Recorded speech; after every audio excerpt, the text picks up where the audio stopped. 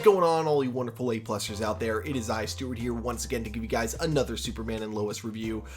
Those of you who are wondering why I'm wearing sunglasses for this review, it is because I got a really nasty bug bite on my eye and I didn't want to gross anyone out, so I figured the easiest way around that is to just wear a pair of sunglasses and cover it up. It should be better by next week for my next week's review, so I won't be wearing them, but you know, I didn't feel like I definitely didn't want to gross anyone out, so I'm also kind of noticing that you can like see the monitors through my glasses, which is pretty funny too. But yeah, so I'm sorry if I look like a douchebag for wearing sunglasses indoors, but you know, it's better than me kind of grossing out the people watching this video. That being said though, this was another excellent episode, and unfortunately when I was rewatching it, I forgot to record the footage, so once again we will have no images for this review, unfortunately. You know, last week it was because I actually didn't have time to get the footage. This week it's because even though I had the time, I just totally forgot, so I apologize for that. I'm gonna try to remember to actually record the episode so I can get the footage and utilize it with the review.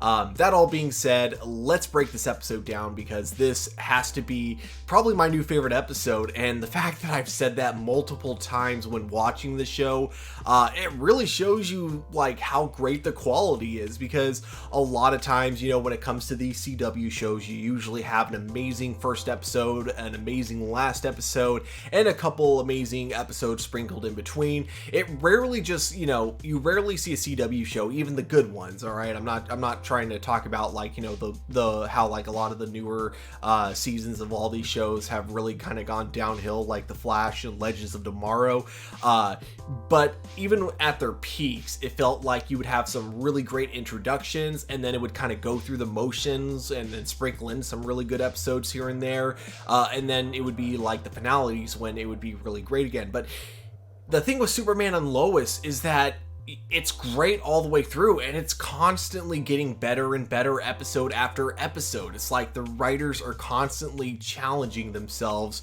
and even though like the writers of the show themselves have actually said that a lot of the stuff that, you know, is kind of playing out later on is not the things that they planned from the very beginning. For example, with John Henry Irons, you know, not being Lex Luthor, that was not something that they had planned for. And yet everything feels like it's always been planned this way from the start. And that's one of the major things about Superman and Lois that really impresses me. It's like you got these writers of the show that really know their continuity, and this feels like something that should just be a basic thing to say. It shouldn't be something that I should be praising the show for, but when you look at a lot of other TV shows out there that completely mess this up, it's so impressive to me to see a show like Superman and Lois like really care about their continuity to this extent. And speaking of which, I got to talk about, you know, the way they utilized a lot of the flashbacks in this episode. So like I said, it was mostly like an origin story for Superman, not necessarily how he got to Earth, because we already saw that in the pilot, but really any kind of gaps that they really had throughout telling the story of Superman this season. And by that I mean like we've gotten like some glimpses of his past, of him meeting Lois, him falling in love with Lois, but we never really saw how they fell in love with each other. We never really saw what happened after they met each other for the first time. Things like that all get kind of answered in this episode. What happens after Superman left his mom, and then how long was he gone before he finally came back? What happened between him and Lana? All these things get answered in this episode, and it's so incredibly satisfying. We get a lot of repeated shots from the very first episode. A lot of those play out in this, and what's cool is that it never feels like it's being used to save money or to just, you know, be lazy and not have to shoot any additional scenes. It always feels like the purpose of those flashbacks, or I guess I should say the purpose of those reused scenes, it feels like it's there for continuity and nothing else. What's even really cool is that one scene in particular, the scene where it's Superman meeting, or not Superman, sorry, Clark Kent meeting Lois for the first time. Yes, I know they're the same people, but I'm going to try to refer to them by their name by like based on what outfit they're wearing. So if it's Clark Kent in his regular suit and tie, I'm going to try to refer to him as Clark Kent, but of course if he's dressed up as Superman, I'm going to try try to refer to him as Superman. But anyways, that all being said, we get Clark Kent meeting Lois Lane, and it's exactly like it played out in the first episode, except for what's interesting is that it's edited a lot differently. They don't have the filters, they're not like dragging out the slow motion scenes, so they try to make it look a lot more like a natural conversation and less like less dreamlike like it was in the pilot, because the whole point of the footage used in the pilot is that it was supposed to feel very dreamlike, because we're, you know, visualizing this through Superman's perspective, but this is a more diegetic look at the scene, so it plays out a lot more naturally. And what's really cool is, you know, my thought immediately after, you know, Clark kind of makes a awkward fool out of himself when he meets Lois Lane for the first time, my thought was, man, how did you know, someone as confident as Lois Lane fall in love with him, you know, after kind of a bad first impression like this? And we see, because it's followed up by an immediate scene, and we see one thing that Clark has that, you know, makes him such a great guy, is that the moment Lois Lane brings it up to his attention. So for a little more context, you know, Clark, of course, has been living his double life as Superman, doing all these great deeds around Metropolis, but there's also an issue to that, and this is something that I never would have thought about with the Superman mythos. It's like the idea of people like looking at Superman and being so amazed that there's a man out there that can fly. The problem that Lois Lane brings up to Clark Kent is that it takes away from a lot of the other problems that Metropolis is facing, a lot of the political issues, a lot of the actual crimes that are going on that, you know, no one's doing anything about because no one cares about it. There is kind of a real world issue that gets brought up here, which is you have this terrorist that's attacking like businesses owned by minorities, and it's not being covered in the newspapers, which is unfortunately something that happens in real life a lot. Now this, of course, you know, it's a little bit over exaggerated because it's a comic book TV show, so of course, you know, you have it's based on a character from the comic book who was a Nazi, so he has like this really silly uniform, but you know, I really love you know, just kind of the way they're able to, you know, use real world you know, scenarios, but like also mix it in with the really fun comic book aspect. I think like the way they merged it in this episode was so well done. And of course, it's Clark's interest in Lois Lane's story, not just as a reporter, but as Superman himself, that kind of brings the two of them closer together. It's the fact that they both want to try to help everyone. You know, Superman, you know, Clark Kent as Superman was doing what he thought was right by like saving people from, you know, random disasters here and there, but of course, you know, never thought of the consequences of it distracting from other, you know, issues going on and preventing people from having a discussion about those. So I love how as soon as he finds out, you know, he immediately tries to fix this issue. So he tries to, you know, report on the things going on as Clark Kent, while also trying to track the guy, you know, who's responsible for these terrorist attacks. He's trying to track him down as Superman.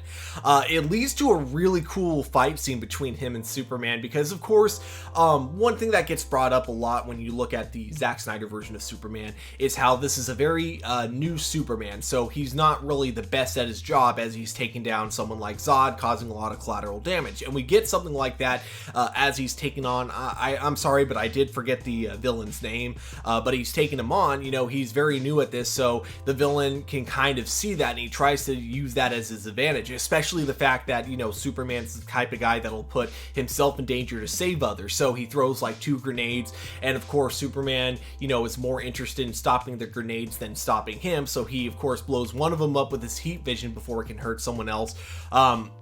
Probably maybe a nitpick here, but it is weird because I would have thought that would have caused more damage, so I kind of wish he used his you know, cool, like super cold breath, but you know, that's just a nitpick, alright? That's not an actual critique for the episode, but he uses his body to stop the other. And what was so fascinating is that it knocks him into the building, and I expected him to kind of get back up and then just, you know, take the guy down, but no, it ended up being Lois Lane who took him down using a taser. And of course, you know, when you're wearing a metal helmet and you have a taser, you know, touching the metal helmet while it's still attached to your head, of course, that's only gonna hurt like a lot more. So, you know, I thought that was an absolutely amazing scene. And of course, you know, poor Lois Lane, because immediately after she kind of takes him down, Superman walks out of the building and everyone's cheering as if he did all the work himself. And I thought that was absolutely hilarious. But what's really good about this version of, you know, about Tyler Hoechlin's Superman is how humble he is. He never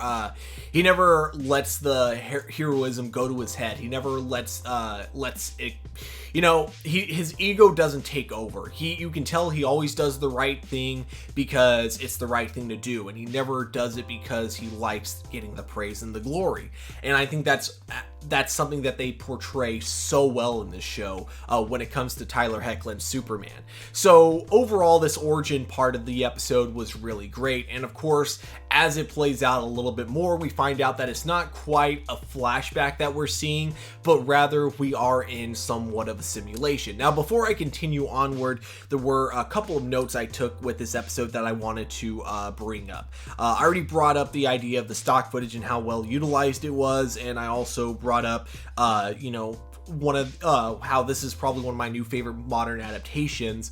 I gotta talk also really quick. Okay, so the first episode, you never really see the entire building for the Daily Planet. They kind of cut it off right before you could actually see the globe right on top of the building, making me think that the globe wasn't there because the show was trying to be a lot more grounded than the other Arrowverse shows. But then you do see it in this episode, so you see it was there the whole time. We just never really saw it in the first episode, only because, you know, I feel like, again, they wanted the show to come off as a lot more grounded. But, you know, when you look back at the first episode, you realize that they're not saying it doesn't exist on the building, they're just not really showing it to us. So here we get our first full view of the Daily Planet, and we can see that the globe is clearly there. So they're not afraid to have those comic book moments, but they do want to make sure they establish this show as kind of a family drama first, Superman kind of show later. That said, there was also one other thing with the flashback episode, something I kind of wish we had when Clark started working for the Daily Planet, but we sadly did not get, and it might be because of a couple things. It could have been because of COVID, and it also could have been because of just this show really trying to separate itself from the other Arrowverse shows out there. But I feel like this could have been a really cool opportunity to get some cameos. They do name drop Jimmy Olsen, but of course we don't really get to see him. But it would have, to my opinion, been really cool, even if they couldn't get the actor for Jimmy Olsen back. It would have been kind of cool if we could have gotten a younger version of him, especially because I believe this would have been, because this is before Jonathan and Jordan Kent were born, so this would have been like you know, 14 years ago, so we would have had a much younger Jimmy Olsen. So it would have been funny actually to see like a really young version of him that actually is like, you know, really skinny and everything, and then the idea that he's later gonna grow up to be this really buff dude later on, you know, and then eventually move on to Mortal Kombat, of course.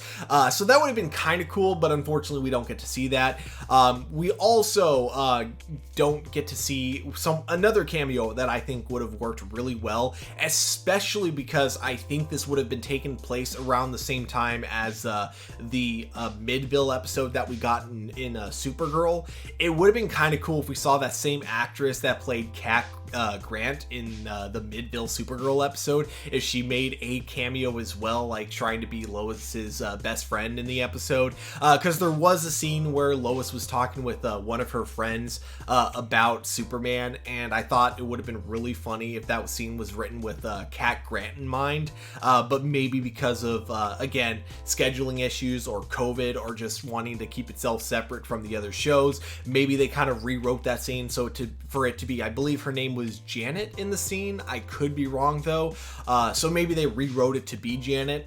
One other thing, last thing I'll say before I move on to what happens after the flashbacks is it was kind of interesting. The dude who was showing Clark Kent the ropes around the Daily Planet, I didn't realize that was meant to be Perry White, but it is confirmed in this episode that that was Perry White, so it was really cool. I thought the actor that they chose for him, despite him only being in this episode and in the pilot, I think it was a really good choice for the character. So I do hope we get a little bit more of him. It's not likely because they imply that he no longer works at the Daily Planet due to Morgan Edge now owning the Daily Planet, but, you know, assuming that everything goes right, Superman defeats Morgan Edge by the end of the season, it would be interesting if the Daily Planet was you know, re-owned by Perry White and we got to see him again, or at the very least, if not Perry White, maybe you know, Superman or Lois decide to buy up the Daily Planet. That'd be kind of an interesting storyline. I don't know.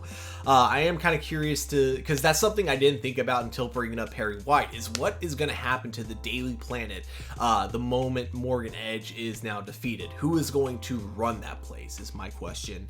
So, you know, that was all really cool. Now, getting to kind of the more modern stuff. So we see that this isn't exactly a flashback, but it's more like a simulation, and it's Morgan Edge who's responsible for this, and he's trying to dissect Superman's mind. He's trying to understand why it is that Superman is why it is that Superman chooses the humans over his own people. And I mean, I could easily give a simple answer and just say because there doesn't have to be an us or them. It could be so easy for them to live together in harmony, but of course Morgan Edge decides to go about it the immoral way. But of course he doesn't see it that way. He sees it as Superman choosing you know, humans over his own people, and Morgan Edge is trying to figure out why. And so as he looks into Superman's mind, this is how he finds out that Superman is Clark Kent, and he finds out, of course, about Superman's family, which is the number one thing that, you know, Superman never wanted to happen. When you're a superhero and you have a family, you do not want your enemies to know your secret identity because they can use that against you. And unfortunately, Morgan Edge hits a whole new low because that's exactly what he does. He tries to threaten Superman's family to get Superman to fight by his side, and that is an incredible low, even for someone like Morgan Edge. Now, before we get back to what happens after that, I do want to talk about a couple of standout scenes for me that happened right before we get to the conflict between Morgan Edge and Superman's family. And that is, we get some more scenes with Lana Lang and Kyle Cushing, and we get it with, of course, Jordan and Jonathan Kent. And what's really cool is we get a moment of, you know, Sarah really appreciating Jonathan for being honest with her, and then Jordan and Sarah are now official. It's really cool because I was worried that there was going to be a little bit of a conflict between the siblings and Sarah, but thankfully that one like brief moment where Jordan used his super hearing to yell at Jonathan for, you know, talking to Sarah, which that scene really bothered me so much. Not because it was out of character of Jordan, but just because I just think that's a terrible thing to do, especially to your brother and the girl that you have interest in. But, you know, that being said, with that exception, it's great that there hasn't been any other conflict between Jordan and Jonathan Kent and Sarah. There hasn't been like, just because I really don't like it when they, I can't remember the term for it, but when it's two guys fighting over a girl, I really don't like those type love triangles. Yeah, that's the word I was looking for. I really don't like love triangles in television shows, just because I think they are so overdone, and I love that they didn't try to write it that way. You know, even though Jonathan was the one who was more upfront with Sarah about everything going on, I do like that Sarah totally understands why Jordan wasn't upfront with her about the military and you know, what was going on with her dad. I like how she totally understands why he wasn't able to tell her, and she even understands that he wanted to, and it leads to them finally kind of being more than just friends, as the two of them share a kiss. And I thought it was an absolute awesome moment between you know, the two of them. And yeah, I do absolutely love the fact that Jonathan Kent is super happy for his brother. The other scene that really stood out to me here is that Kyle, you know, finally apologizes to Lois Lane for, you know, not listening to her and for, you know, treating her, you know, very, very unfairly, I should say, you know, but what's great is, Lois, you got this feeling, from the beginning when the two of them met, that Lois never hated Kyle per se, and kind of the same thing with Kyle and Lois. They both disagreed heavily, but you got the sense that the two of them respected each other for how much they believed in what it is that they believed in. And here we get to see that play out. Kyle realizes that he was wrong, and I love that it doesn't seem like Lois thinks any less of him for it. She kind of understands exactly where he was coming from. He didn't intend for any harm to come to Smallville. He was just looking out for the people of Smallville, and I think Lois Lane recognizes that. And I absolutely love, I love that moment where he apologizes to her, and, the two of them seem like they're going to be really good from now on. So, absolutely love that. And then we have to cut to our final conflict of the episode, because unfortunately this episode does end on a very dark note. Now, Morgan Edge, something else I should have brought up before talking about when he threatened Superman's family, is he takes the crystal, which holds, of course, the consciousness of Jor-El, and crushes it, which means now, like, Superman's only connection to his dad is now gone. So the memory of Jor-El is now officially gone, so we will probably not be seeing the AI anymore unless it's through flashbacks. So he destroys that crystal and then, flies off to attack Superman's family. And luckily, Superman shows up in the nick of time. We get a cool moment where Jordan tries to stand up to Morgan Edge, but unfortunately it goes about as well as you would expect. Jordan's powers haven't developed, completely. So he tries to use his laser eyes to, get Morgan to step back. But, of course, Morgan overpowers him way too easily, knocking Jordan right on his ass. And Morgan's about to kill Lois, but Superman arrives just in time to save her. And Superman isn't able to fight, because if you remember from the previous episode, he used up a lot of his power in order to, stop all the other Kryptonians all the other humans who were possessed by Kryptonians. It took him all of his power to do so. And Morgan Edge is still fully powered, so he's able to majorly overpower Superman. So the only choice Superman is kind of left with is to basically give Morgan Edge his loyalty. Essentially, he gives up. He surrenders to Morgan Edge in order to help save his family.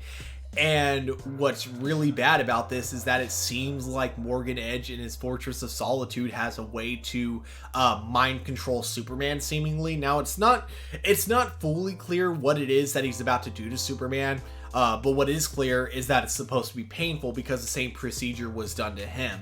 And what I think might end up happening is that he tortures Superman's mind so badly that he essentially destroys everything that made Superman Superman. That's definitely what they seem to hint at the very end of the episode. And it also seems to be what Lois Lane is suspecting, because the very last scene, we end up getting Lois calling up John Henry Irons, saying that he was right about everything and Superman might be turned.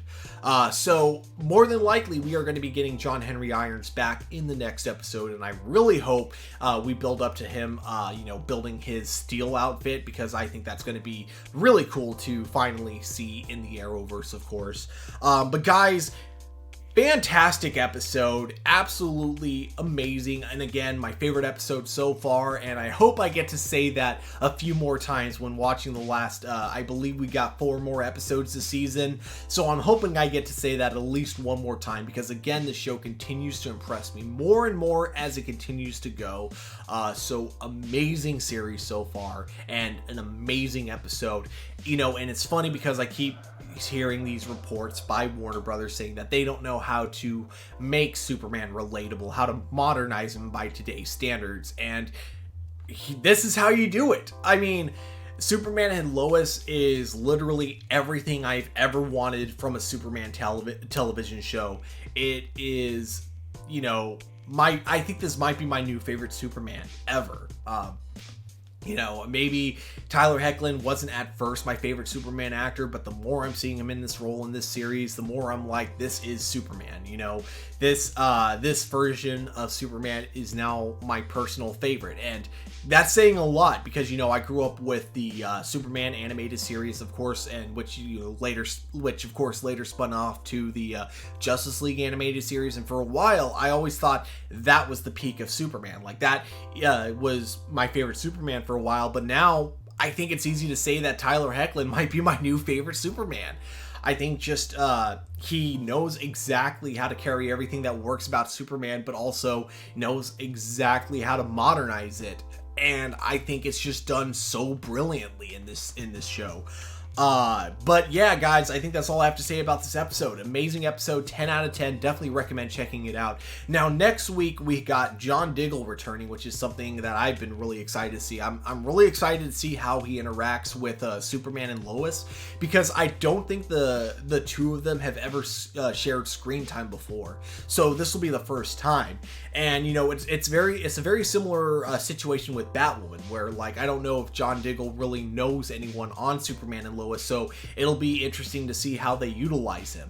I could think of a couple of ways, like either he knows maybe either Superman's dad back when John Diggle served in the army, or here's another idea. It would be really interesting if John Diggle knew Earth Prime John Henry Irons. Or if, you know, maybe the other way around. John Henry Irons from the Earth where Superman turned evil, maybe he knew that Earth's version of John Diggle. And, you know, something I think that would be kind of fun as well is if that version of John Diggle was called John Stewart. That would be kind of cool, but that might be me getting my hopes up a little bit too high. You know, me wanting those Green Lantern Easter eggs and everything. Now, again, because John Diggle doesn't really know any of the main characters on Superman and Lois very well, I'm not going to be expecting his screen time to be that big. I'm expecting him to have a lot more screen time on Supergirl and The Flash, but I'm not really expecting him to play a huge role in this episode of Superman and Lois. I'm thinking it's probably going to be very similar to his screen time in Batwoman, but I also am kind of hoping that I'm wrong. I just don't want to get my hopes up too high. But I am sure that however they utilize him in the episode, it's going to probably work really well. I love the way he was utilized in Batwoman, so I'm really excited to see how he's utilized in Superman and Lois. But of course, guys, with all this being said, these are just my A+ opinions. We here at A+ Opinions always want to know what you guys think, so definitely let me know what you guys thought about this episode in the comments below. Be sure to hit that like button and subscribe to our channel. Also, you know, in the comment section, don't just let me know how you thought about the episode. Let me know how you think John Diggle is going to fit into next week's episode. Like, do you think he's going to know anyone from the show like Sam Lane or John Henry Irons? Do you think even though he and Superman never really shared that much screen time together, like maybe they're going to act like they've known each other for a while now? Like maybe with the universe being rewritten, they have more history that we just as an audience haven't seen.